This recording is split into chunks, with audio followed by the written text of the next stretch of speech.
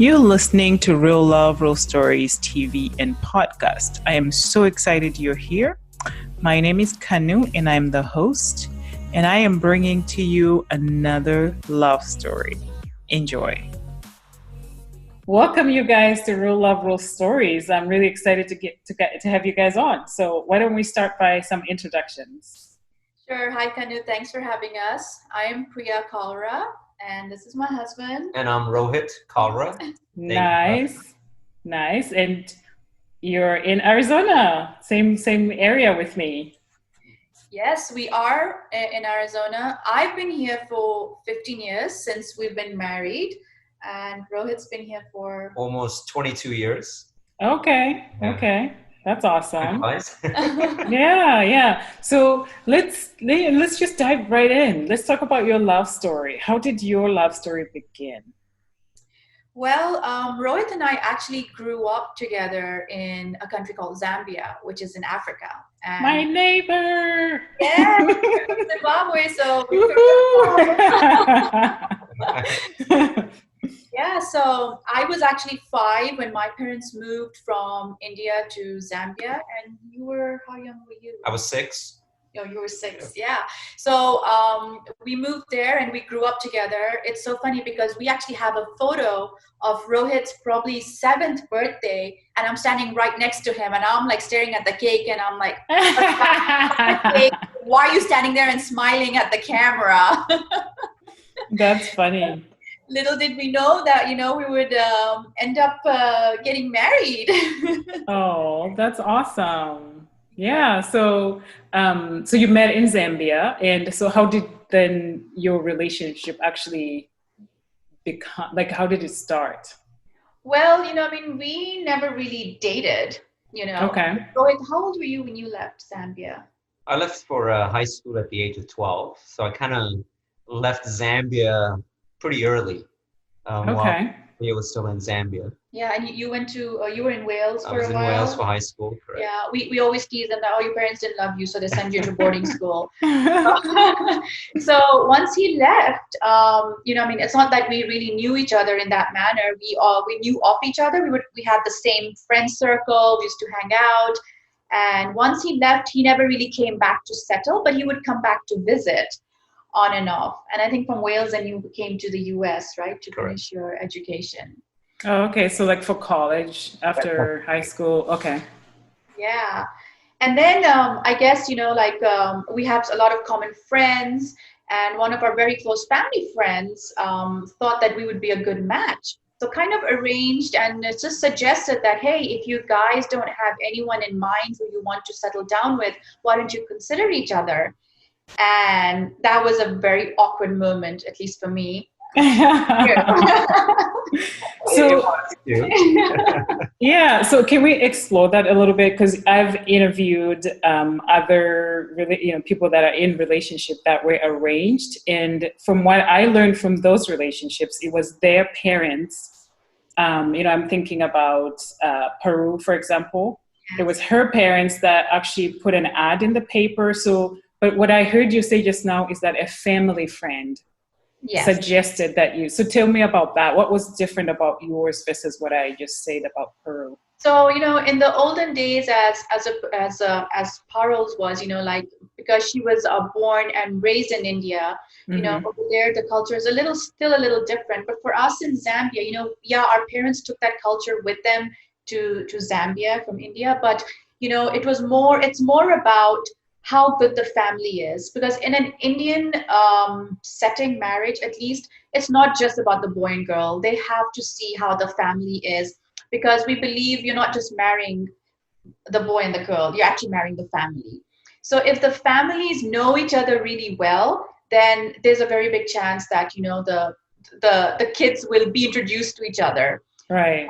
And in our case, my in-laws now, and obviously my parents, they were friends for over however long we were in Africa, for over 20 years. So for them, there was no better match than this. Oh, I see. Yeah. So when it was suggested, Rohit and I were like, okay, let's talk to each other and see where it goes. And I still remember the first call we had, we just couldn't stop laughing over the phone because we're like, okay, we want to get married? Like, Oh, so but you had left Zambia at that time, right? I was out of Zambia at the time. Yeah. He was Okay. actually here in Arizona, right? Yeah. So Oh. how did you feel? So it was awkward initially because she kind of dated some of my friends. I kind of dated some of her friends. Yeah. So it was kind of those odd moments like, okay. Yeah. Don't do each other's dirty secrets. So we're like, like, don't be messing with me over here. Funniest thing is we used to sneak each other out to see each other's boyfriend and girlfriends at that time. So we kind of were like, okay, this is kind of awkward, but at the same time, it's cool because we can relate to each other's childhood and, make fun of each other and kind of know where we've come from. So there's nothing to really hide. And it was just like an open book. Right. Oh, I love it. So if you felt like, I don't think this is going to be a good idea, could you say no? Yes, we absolutely could. And actually, I actually did say no to him the first time because I was in London at that time and I really just wanted to finish my education. I wanted to work. I didn't want to get married. He had already finished his education. He was working. He was living the life. And I was like, I don't know if I want to settle down. So I had said no, but then exactly a year later, he came to Zambia to visit and I was there and it just happened. He asked me again if I'd marry him and I was like, oh man, he really must love me. and I just said yes and that was it. It was in July of 2004 and December 2004 we got married in India. Oh, that's beautiful. Because the rest of your family was not in Zambia, but they were back in India. Is that why you chose to? Okay. Yeah. Oh, that's beautiful. Totally unplanned event too. I mean, I literally had gone down for 2 weeks to Zambia. She happened to be there at the time, and things kind of fell in place. Of course, I didn't have a ring or anything like that. Oh yeah, you've got to talk about. So this is the most funniest part of it all. So he didn't have a ring, of course, because we were not expecting that this was going to happen. And in our culture, if you are going to get married, we do like a ceremony. It's called the roka, where we're not going to look at any other girl or boy for marriage. We're committed to getting married. You're off the block, basically. Yeah. So you're like, so it's like a pre-engagement ceremony. So we kind of had that with the whole of Kitwe, the town where we live. Everyone knows us. So we had this big party our parents arranged. And then we went to Livingston, just to kind of, before Rohit flew out, we decided to take a trip to Livingston. Just the two of us so that we could spend some time away from the family and friends and all. Right. Actually get to know each other because we really didn't know each other. We would just talk on the phone and we only knew each other over the phone. We really never hung out, if you will. Right. When Mr. Kaura here. So we end up in Livingston, right? We're at the Victoria Falls and I'm trying to figure out how do I propose now that we've got the roka out of the way, which is cart for the horse. She already said yes. There's no way to say no when I'm on my knee. And so, I mean, I couldn't get a diamond ring in Zambia, so the best I could find was a malachite ring. Oh, where did you find that one? Just in Zambia itself, right? I mean, okay. Basically a natural stone found in Zimbabwe too. Yeah. And so we're sitting on the deck of the Victoria Falls, the mighty Zambezi, and it's probably like 7 p.m. in the night. There's only literally one guy at the bar, the bartender himself. So I asked him, hey, I'm like, can you go inside from the inside bar and get me 2 glasses of champagne? And so he goes. So I'm like, all right, this is perfect. It's just the 2 of us. There's a fire pit. We're on the Zambezi. You can hear the falls in the background. So I get down on one knee and I'm, saying my stuff. And literally the bartender comes in and he's like, boss, we don't have any champagne. Can I get something else? Interrupted your proposal? So I kind of look at him. I'm like, Wow, he didn't even get it. He didn't even know what was happening. Oh, jeez. He was like, I'm in the middle of proposing over here. Oh, man. So that was so funny because I remember he was in the middle of it and I just couldn't stop laughing. And he goes, "Is that a yes or a no? Like, what am I supposed to do?" Oh my gosh. Obviously I was like, yes. And then he's like, "Can you just go get us some amarula instead? Like, get out of here." Like, just get something, please. Something to get us drunk quick. Oh, that's funny. Oh, Yeah. okay. So that proposal happens and you said yes. And then, because you said Rohit was on his way back, right? Like he was flying back. Correct. Yeah, this So, was July time frame, July 2004. And the wedding was planned for December okay. of 2004. Yes. Yeah, yeah. I love the weddings that happen. Like I've heard a lot, like families are involved in like helping you plan it. Like everybody's like hands-on. So you're able to pull off a wedding that you start planning in July and having it in December for sure. Yeah, only in a place like India where there's like probably there were 1,000 people and we only probably knew 10 of them.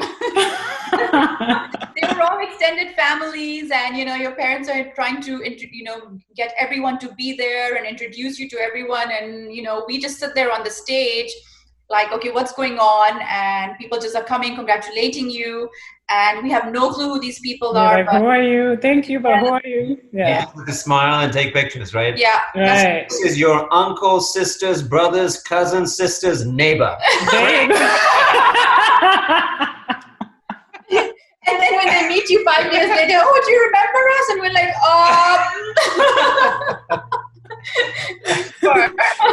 That's funny. It's very similar actually to my culture. Where sometimes the relationships, you get lost in that sort of describing of like how you're related to the person. Yep. Yeah. And my dad was just like a person who would sit us down and like tell somebody comes to visit, "Oh yeah, this is your grandmother's sister's whatever." I'm like, I don't even know what you just said, but okay. And then I would see them at weddings or funerals and they're like, "Oh yeah, I came to visit, remember?" I'm like, yeah. So yeah. So okay, so you get married in India, and then when did you make it to the US to be together? So we got married December 26th, the day of the tsunami, and it was crazy because we were supposed to leave for Maldives the day after for our honeymoon, and the tsunami took place the day of our wedding. And the resort we were going to stay at was totally washed away. So we were actually saved. I keep telling him, like, "You're lucky. I saved you." I just had some goosebumps. Oh my God, are you serious? Yeah. So we ended up obviously canceling that. In the middle of the wedding, he's telling me, he goes, "Oh, by the way, don't be packing your bikinis and your swimsuits. You have to get warm clothes." I'm like, "What do you mean?" He's like, "We're not going to Maldives anymore." And I was like, "Oh no." I had no clue this was happening because I was going through rituals. So we were really lucky and we ended up doing a detour honeymoon within India, which was actually really beautiful. We've really never toured India, because we left when we were young, and when we would go back, it would just be for a couple of weeks just to meet relatives and then come back home. So it was actually really beautiful. And then January of 2005, we both flew back together to Arizona. Oh, okay. Oh, so that's when you came to set your family here. And that's where you are now. Yes. That's awesome. So remind me again, how many years has it been? So this is going to be 16 this year. Yeah. December 16 years. Nice. 16 years. Nice. Yeah. So, I want to talk about the fact that Rohit travels for work and then Priya stays home. And as a couple, you guys are making that work. Can you talk to us about what makes your relationship work when one partner travels and the other one stays home? Well, definitely this was a decision we both made a couple of years ago. We have 2 girls now. The age is almost 7 and almost 10. So a couple of years ago, when my older one was just born, we decided to go back to Zambia because there was opportunity for my father-in-law's business to grow, and he needed young legs. So Rohit and I decided, this is a time for us to try it out. If we can live in Zambia again, take our daughter there, and then we'll see if it doesn't work out, we can always come back. So we sold everything, we put our furniture in storage, and we went to Zambia. So the plan was for 5 years, and it's been almost 10 years now. So when I was pregnant with my younger one, I came back to the US to have her, and then I decided to stay back just because the malaria situation in Zambia, like our older one had malaria 4 times in 2 years, and we just didn't want them to have to go through all that. The healthcare, as you know, kind of is not the best. Right. Mm-hmm. Education when we were growing up was fine, but now, it's like kids need to be a little bit more all-rounded to be able to, get somewhere in this world. So we thought, what, we have the opportunity to give them a better life. So we sacrificed being together. And so Rohit comes back and forth, and I'm here with both the girls. So, the way we make it work is we really just try and stay a lot in touch. And I think with technology, obviously now it's so much easier, because in the morning when we wake up with the girls, it's Rohit's ending his work time. So the girls are having breakfast with daddy over on video or something. Yeah, that's awesome. So he's like, he's here. It's like he's here. And then at night when I'm going to bed and he's waking up, then him and I sit and chat and, catch up on what's going on. And so, those are kind of some of the little things that really do help us keep this going. It's hard. I mean, it's definitely hard, but as Priya said, technology helps a lot. So with, FaceTime, I mean, I'm literally part of the events as they occur live. So if there's a school event, I'm literally at school right on the FaceTime, phone. Yeah. I literally tell the girls, hey, carry me slowly or don't drop me. But otherwise, I'm kind of doing a 6 and 2 week stint, 6 to 3 or so. Oh, I was going to ask that. Yeah. When I come back, it's like we're honeymooning again, right? Yeah. So we're literally, we drop off the kids at school, and then it's like, hey, where are we going for brunch today? Or where are we having dinner or whatever, right? So that kind of helps the situation where it's, I'll do that for 6 weeks straight. And then when I'm here, it's more family time and dedicated and almost like a holiday, so to speak. Yeah. I think this just works out wonderfully, because, like if he was living here, he'd have his job, I'd have my job. And, it would be, you get to spend the time that you do whenever you get it. But I think when he comes here, it's like he's ours, it's like he's mine, and we actually spend quality time, and you overlook all the little riffraff that you would go back and forth over when you're living as a couple, so. Plus she has 6 weeks to get over the fight.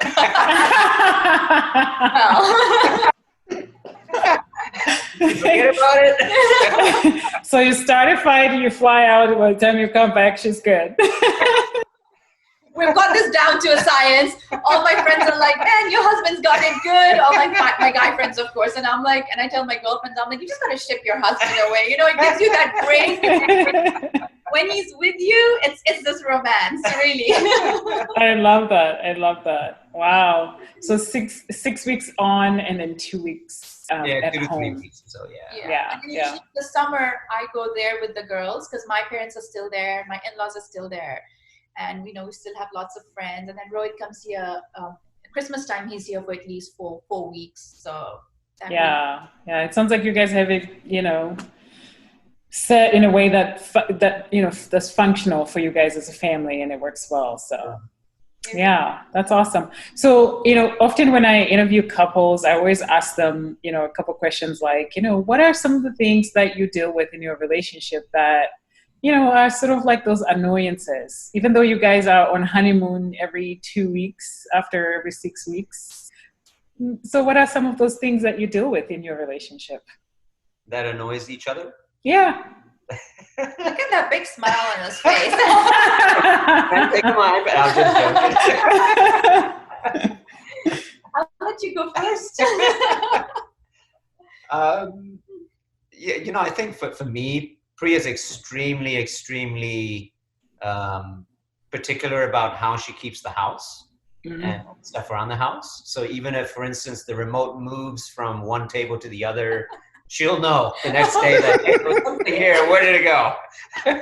I'm Monica from Friends. Let me just tell you. So the house gets vacuumed like 3 times a day. Oh my God, come vacuum mine. It hasn't been vacuumed in a long time. So I mean, I think our pettiness or arguments are more around stuff like that. So it's nothing serious, nothing, right? Those are the Right. things that, that we quarrel about. So Yeah. that's good news that it's nothing serious, right? Yeah, I think just, in the beginning of our relationship, we both kind of figured out that we have the same kind of end goals and the way we want to raise kids and the way we want to live our lives. We're on the same page over there. Yep. But then, of course, no one's perfect, and we're two different people. So Yep. a lot of times we've just said to each other that we're just going to agree to disagree. Yep. And not hold that against each other, because at the end of the day, we both are entitled to our own opinions, but we don't carry those grudges against each other because we know that we're different, we see things differently, and it's okay to do that. That's what makes our relationship, it just makes it stronger. Yeah, I love that. I love that. So on the flip side of that, what are 1 or 2 things that you absolutely love about each other? Well, the one thing that I love about Rohit is that he is such a down-to-earth guy. He always makes me laugh. Like, he's the one person who will know exactly what to say when. I'm one person who, I've been through a lot, as you know, kind of like I went through breast cancer a couple of years ago. And that point was a big turning around time for me, because I'd felt, in all those years before, like I really was not accepting myself for who I was. And that was stopping me from being loved and give the love that, I really wanted to. And I think through that time, I told Rohit, I was like, I don't want any pettiness. I want life to just be as it is. And he respected that. And he just let me be who I was. And he stood by me. And he's never, ever questioned anything that I wanted to do. He's always been there. And I think we check at each other once in a while. If we feel like we're getting off track, we'll like, hey, Earth calling Rohit back, or Earth calling back, or like, what's going on with you? Yep. But I think we respect each other in that in that form, and I just feel I'm really lucky that I have someone who's calm, because I am not, someone who's patient. So he's definitely the opposite of what I am in a lot of ways, and I love that. I think that keeps us together and keeps us, makes us one, because we complement each other in that. And the same thing on my end. I think I kind of cherish, she's been through a lot, right? Unfortunately. And even having gone through all that, she's still such a confident, strong, compassionate person. So with me, traveling on the road doesn't make it easy. But she's been through this whole journey, such a strong personality to continue fighting these battles day in and day out. I mean, I think most people would just break down and be like, you know what, I can't do this, right? It's not possible. But she's kept her head above water. She's fought each and every battle that comes, at her or to her, and keeps winning, right? Those small wins. So that's very positive there. Oh, that's so sweet. I like that. So now let's shift gears and talk about, you guys were already giving us some tips on how you make your relationship work as a couple where one of you travels. So let's talk about what advice should you give to people out there, maybe a single person. We'll start with that. And then what advice would you give couples? Or you can just pick one, whichever one you want to share. Well, for me, I will just say, obviously we go through a lot of things in our lives. We learn from those processes. And then it's like saying, okay, I wish I knew now. I wish I knew then what I know now. Right. And I would just say, for someone who's maybe single and looking for a partner, I would say, you know, marriage is not important these days, yes, but finding the right person to spend your life with, I think that's important. And yes, there are compromises you have to make, and there are things you will probably have to change, but you shouldn't change who you are. The person who you're going to be with should accept you for who you are, and maybe the things that you may have to change are the things that, yeah, even you know that you have to change them. So there are so many times Rohit and I, we'll talk about the things that, we wish we could change about each other, and we just make an extra effort to try and do it. Like, hey, put the socks away when you take them off, and clean up the laundry basket. Those are the silly things, but put the remote back on the right table. Yeah, that's exactly what it is. It's like, put this back where it's supposed to be, because when I'm looking for it, I know where to go. So those are the silly things, but that just keeps it interesting for us, And for the couples, who's probably other partner is traveling, and Rohit and I always talk about that, there's always a fine line about how you have to handle yourself when you're alone. Because when you're away from each other, the day passes by for him for work, for me with the kids and work. But in the evening is when you miss that sitting down together, having a glass of wine and having that physical interaction, just, cuddling and stuff. But there's a fine line where it could easily go wrong. So we just always talk about never put yourself in that situation where things can go wrong and you can ruin something so beautiful that you have. Right. I like that. And trust that you have with each other, because marriage is based upon trust. And that's a very, very thin line. And if that's lost, then there's really nothing left in a marriage. Yeah, that's beautifully said. What do you want to say? I mean, I think, it comes down to communicate, right? So, yeah, there can be distance between you, time differences between us, but the making time for each other and communicating, right? Over communicating has to be done, especially when you're, miles or thousands of miles apart, time apart. Mm-hmm. I think that's really the key thing for any couple that does spend time apart. And then, as Priya said, just to dovetail, don't put yourself in awkward situations. I mean, we are humans at the end of the day, right? So, keep at it. Yeah. I mean, it's a different thing that I have a tracker.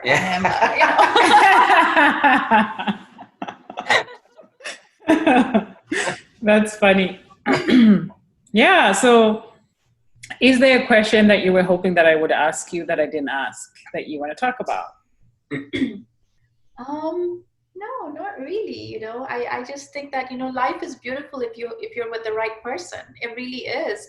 And it keeps it interesting. And then you bring in these little people in this world who now, you adore, and your world just changes because it's not about you anymore. It's about these kids.